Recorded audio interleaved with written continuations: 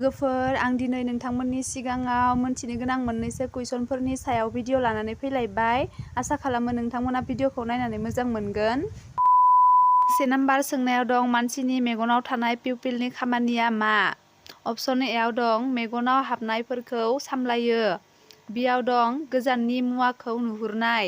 सिआव दं खाथिसिन नुहोनाय। डिआव दं मिसिबनो थाखाय बाहायो।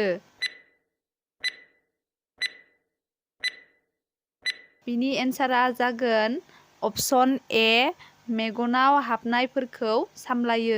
2 नाम्बार सोंनायाव दं सोरगोनि इन्द्र राजानि फिसाजोआ मा फिथाइखौ जानानै दावराय जादोंमोन?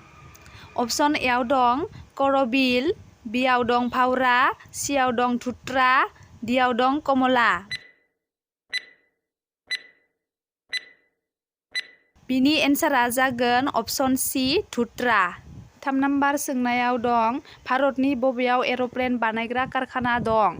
अपसन एआव दं केरेला, बिआव दं बेंगालुर, सिआव दं हायद्राबाद, डिआव दं मुम्बाइ। बिनि एन्सारा जागोन अपसन बि बेंगालुर। 4 नाम्बार सोंनायाव दं दै होबा थ'थाम, दै होआब्ला थ'ब्रै मा बेलाय?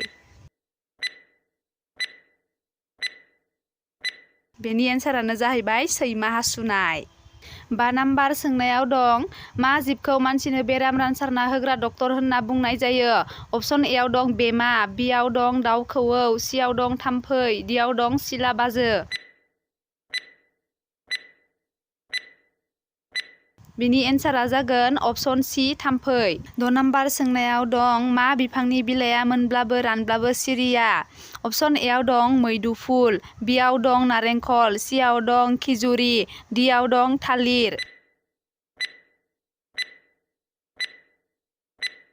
बिनि एन्सारा जागोन अपसन डि थालिर। 7 नाम्बार सोंनायाव दं मावजिया मोसाखौ मा सोमोन्दो जायो? अपसन एआव दं बिफा, बिआव दं बिमाय, सिआव दं बिदा, डिआव दं बिबौ।